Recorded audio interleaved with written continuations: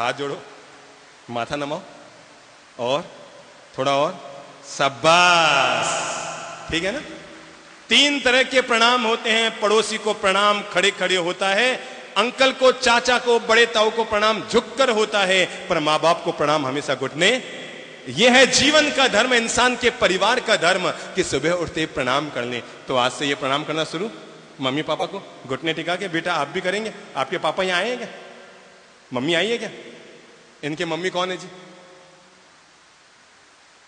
आ जाओ, शर्म मत खाओ, आ जाइए, आ जाइए। अगर आप इनके मम्मी हैं तो आगे आ जाइए। मैं एक बार मंदसौर में था तो एक भाई साहब को खड़ा किया, मैंने इनकी पत्नी कौन है, 2 महिलाएं एक साथ खड़ी होकर आ गई।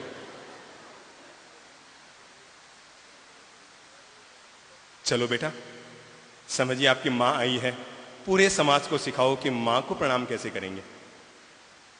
हाँ हाँ बिल्कुल, शर्म मत खाओ। हाँ बहन, घुटने टिकाओ, शीश नमाओ। यह है जीवन का और परिवार का धर्म। माँ बाप को हमेशा घुटने टिका के प्रणाम करो ताकि उनकी दुआओं की दौलत सर पर आ सके। मेरे भाई, जीवन भर याद रखना, जो शख्स सुबह उठकर अपने माँ बाप के सामने घुटने टिका देता है, ये एक संत का वचन है, उसे जीवन में कभी घुटने नहीं टिकाने पड़ते। जो सुबह उठकर अपने माता पिता के सामने घुटने टिकाने का सौभाग्य ले लेता है, जीवन में और कहीं से घुटने टिकाने नहीं पड़ते। तो आज से पक्का नियम, मम्मी को घुटने टिका के धूप लगाएंगे, पक्की बात? ठीक है, इनको याद दिला देने, कल से वो भूल जाएंगे। छोरे आजकल बड़े कच्चे होते हैं, आप भी उतर जाओ, धूप लगा लो। शर्म तो नहीं आएगी ना? हाँ, बहुत अच्छी बात है। गौरव कीजिए ऐसी संतानों पर, ईश्वर ने आपको ऐसी संतानें दी। ठीक है ना प्रभु जी? सब लोग करेंगे, पक्की बात? चलो बैठो, विराजो। इंसान का पहला धर्म है अपने अपने कर्तव्यों का पालन करना। मैं भी देख लूं कि मेरे कर्तव्य क्या है, और आप भी देख लें कि आपके कर्तव्य क्या है। हम जहां जिस मुकाम पर खड़े हैं, जहां खड़े हैं, अपने अपने कर्तव्यों का पालन करना सीख लीजिए। जहां मैं खड़ा हूं वहां मैं कर्तव्य का पालन करूं, जहां आप खड़े वहां आप कर्तव्य का पालन करें। और जो मैं दूसरा इंसान के जीवन का धर्म कहना चाहूंगा, पहला धर्म क्या था? अपने अपने कर्तव्यों का पालन कीजिए। इंसान का दूसरा धर्म है, और वह है अपनी मन की कमजोरियों पर विजय प्राप्त कीजिए। ठीक है ना? पहला धर्म क्या बताया? अपने कर्तव्यों का पालन कीजिए। इंसान का दूसरा धर्म बता रहा हूं, अपने अपने मन की कमजोरियों पर विजय प्राप्त कीजिए। देख लिए किसके मन में कौन सी कमजोरी है। आपसे सामायिक हो तो अच्छी बात है, और अगर सामायिक नहीं कर सकते तो कोई दिक्कत नहीं, पर कम से कम घर में शांति जरूर रख लीजिए। जो जो हमारे मन की कमजोरियां हैं, हर इंसान को चाहिए कि अपने मन की कमजोरियों को इंसान जीत ले। जबान की कमजोरी, जांग की कमजोरी, 2 कमजोरियां बता रहा हूं। इंसान की जांग की कमजोरी, जबान की कमजोरी। इंसान को चाहिए कि शील का भी पक्का हो और जबान का भी पक्का हो। जीवन में 2 काम का सदा ख्याल रखिए, लिए हुए संकल्प को और दिए हुए वचन को। लिए हुए संकल्प को और दिए हुए वचन को मर डूब कर भी निभा डालिए। अगर संकल्प ले लिया है जीवन में, मर डूब कर निभाइए, और अगर वचन दे दिया है तो मर डूब कर निभाइए। अपनी कमजोरियों पर विजय प्राप्त कीजिए। देख लीजिए मन में कौन कौन से विकार हैं। क्या छोटी छोटी बातों में हमारा मन फिसल जाता है, छोटे छोटे सुंदर दृश्यों को देखकर हमारा मन फिसल जाता है, ऐसी वैसी किताब पढ़कर हमारा मन प्रभावी हो जाता है। गलत चित्र, गलत फोटो, गलत दृश्य, गलत फिल्में, गलत और कुछ देखकर, सुनकर, बोलकर क्या हमारा मन प्रभावित हो जाता है। इंसान को चाहिए कि सबसे पहले अपनी मन की कमजोरियों को, अपने मन में पलने वाली हीनताओं को इंसान को चाहिए कि सबसे पहले समाप्त कर ले। और इंसान के लिए जो मैं तीसरा धर्म बता रहा हूं, मैंने पहला धर्म क्या बताया? अपने अपने कर्तव्यों का पालन करना। दूसरा धर्म मैंने कहा अपने मन के विकारों को ठीक करना, यानी अपनी कमजोरियों पर विजय प्राप्त करना।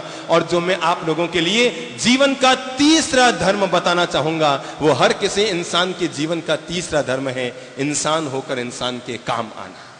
क्या धर्म बताया?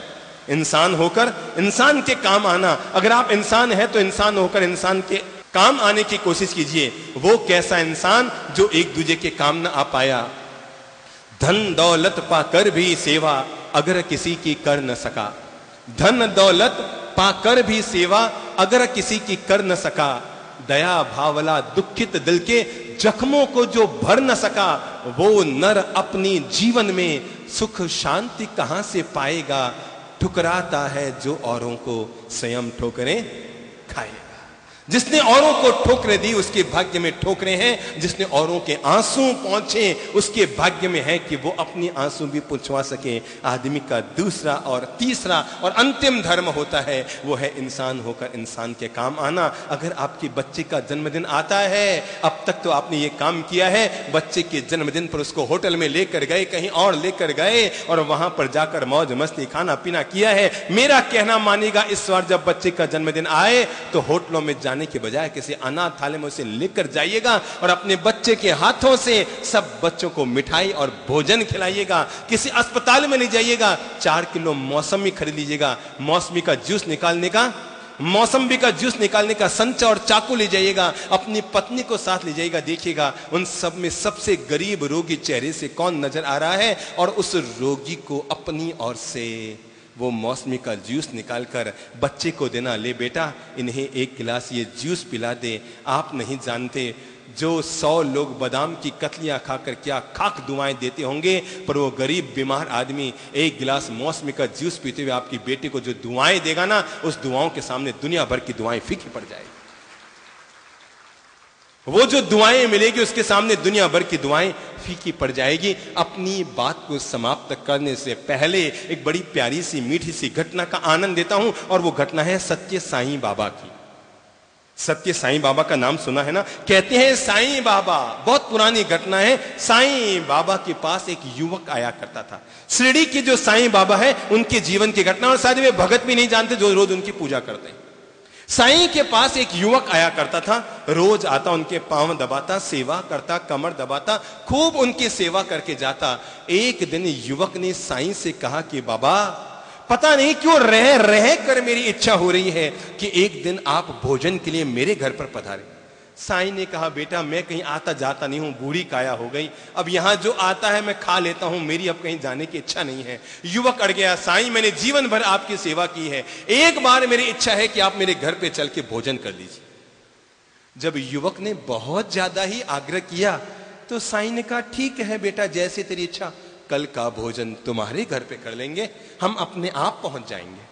अगले दिन युवक ने, साईं बाबा पहली बार उसके घर पर आने वाले थे, सो उनके भोजन की तैयारी में 4 तरह की मिठाई बनाई, नमकीन बनाई, पूरी कचौली सब्जियां सब बनाई। आज साईं जो घर पे आने वाले थे वो तो इतना खुश हो रहा था, 12 बज गए, 1 बजे वो साईं की इंतजारी में घर के बाहर दरवाजे पे खड़ा था, इंतजारी करने लगा। 1:30-2 बज गए पर साईं बाबा न आए तो न आए। तभी एक बूढ़ा फटे हुए कपड़े पहना हुआ एक भिखारी, हाथ में लकड़ी पकड़े हुए दीन दुखी भिखारी पहुंचा और कहने लगा, बेटा 3 दिन से भूखा हूं, कुछ दे दे, 3 दिन से भूखा हूं, कुछ दे दे। युवक ने कहा, जा जा बाबा, कहां से आ गया? अरे आज का भोजन मैंने साईं बाबा के लिए बनाया है, उनको ही खिलाऊंगा, तुम्हें नहीं खिलाऊंगा। भिखारी ने कहा, भैया मिठाइयां साईं बाबा को खिला देना, नमकीन साईं बाबा को खिला देना, अरे पूरी सब्जी, कल की कोई रोटी हो तो वो भी खिला दे, बड़ा भूखा हूं युवक, बड़ा भूखा हूं। युवक ने धक्के दे के बूढ़े को भगा दिया, बूढ़ा चला गया। दिन भर साईं बाबा न आए। अगले दिन युवक पहुंचा साईं बाबा के पास, कहने लगा, बाबा आपने भी कैसा किया, मैंने इतनी तैयारी की, आप भोजन के लिए न आए? बाबा ने कहा, बेटा मैं तो आया था। बाबा ने कहा, बेटा मैं तो आया था।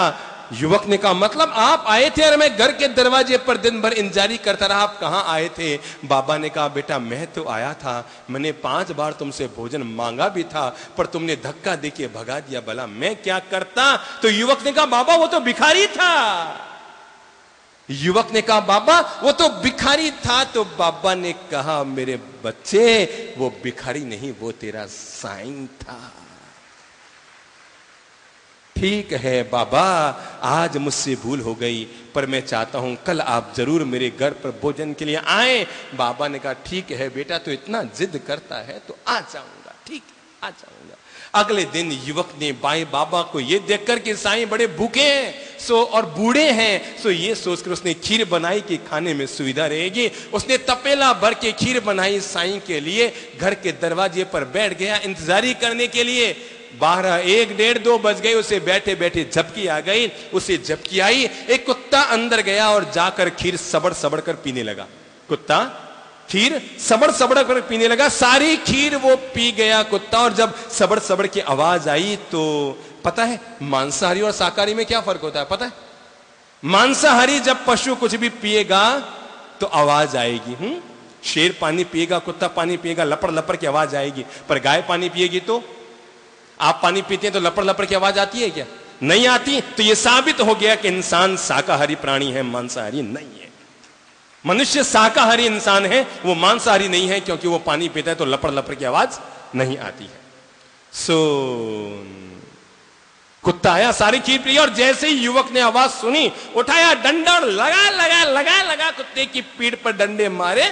पता नहीं कहां से आ गया और जमा जमा कर पीठ पे डंडे मारे। बेचारा कुत्ता हड्डी टूट गया और भाव भाव भाव भाव भाव भाव करता हुआ भगा, वहां से निकला और जैसे तैसे भगा। युवक ने सिर पीटा, साले कुत्ते ने सारा खाना खराब कर दिया, सारी मेहनत पे पानी फेर दिया। और खास बात, साईं बाबा नहीं आए सो न आए। अगले दिन युवक गया साईं के पास, जाके कहा, साईं आप भी कैसे आदमी हैं? परसों का भोजन भी बेकार गया, कल का भोजन भी बेकार गया, आप तो कल भोजन के लिए आए नहीं। अरे साईं बाबा नहीं आना था तो ना कह देते, रोज रोज मेरी मेहनत बेकार जाती है, मेरे खीर बनाई सब बेकार गई, खाना बेकार गया। युवक को साईं ने कहा, शांत रहे। क्या शांत रहूं बाबा, आप आई नहीं, मैंने दिन भर इंतजारी की। और तब साईं ने अपनी पीठ के कपड़े को नीचे उतारा।